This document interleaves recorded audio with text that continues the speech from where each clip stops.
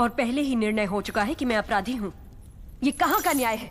तुम निर्दोष साबित होने तक अपराधी हो, यही माहिष्मति का दंड विधान है। आदिवासी भी जिन्हें घिनौना समझते हैं, उन तौर तरीकों को आप दंड विधान कहते हैं? तो ऐसे दंड विधान को आग लगा दीजिए, अपने न्याय शास्त्र को गंगा में बहा दीजिए, अपने शासन को सूली पर चढ़ा दीजिए। जिस राज्य की मति भ्रष्ट है, उसका माहिष्मति जैसा बड़ा नाम, छी!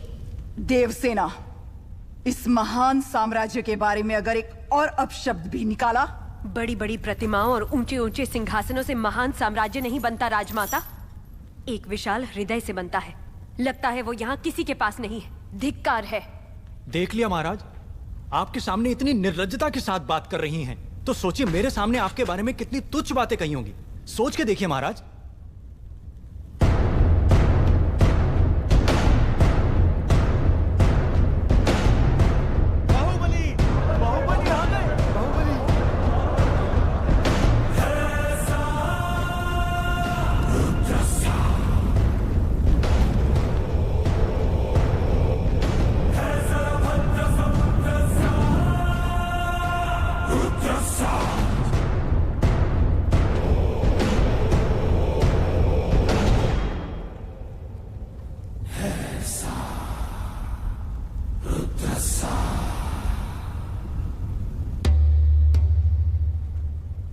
वास्तव में क्या हुआ था बताओ सेतुपति।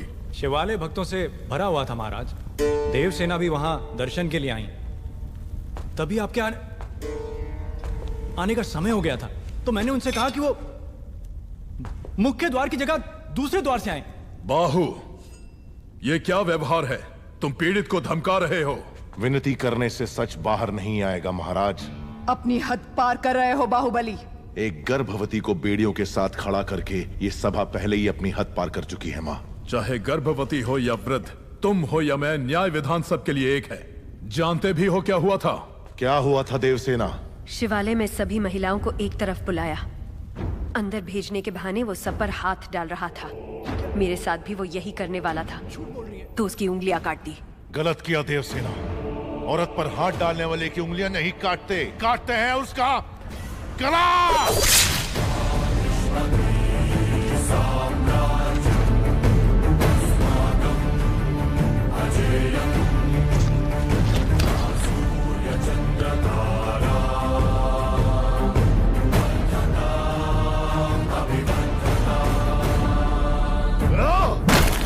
बाहुबली, ये दुस्साहस मेरी सभा में! झूठ बोला तभी सेतुपति के शब्द लड़खड़ा गए।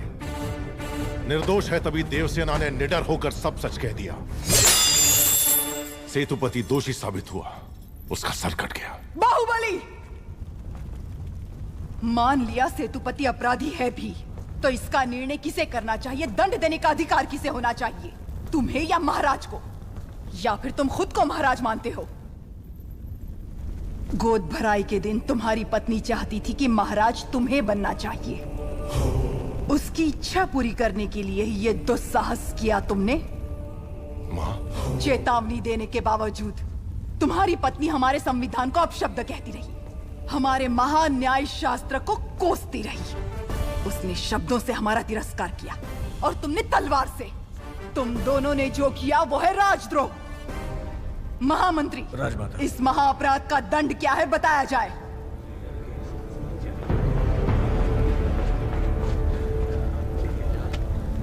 राजकुटुंब से यदि ऐसा अपराध होता है तो उन्हें राजमहल से सदा के लिए बहिष्कृत कर दिया जाए राजमाता। इस पर अमल किया जाए। तुम दोनों अभी, इसी क्षण, इसी स्थिति में ये राज प्रांगण छोड़कर निकल जाओ। एक और आपका विधान है, दूसरी ओर आपका सिखाया हुआ धर्म। इन दोनों के बीच जो संघर्ष है उसमें मेरी तलवार धर्म की ओर झुक रही है मां। पद छीन लिया जाए या बहिष्कार कर दिया जाए, माहिष्मति की सेवा के लिए, उसकी रक्षा के लिए मैं हमेशा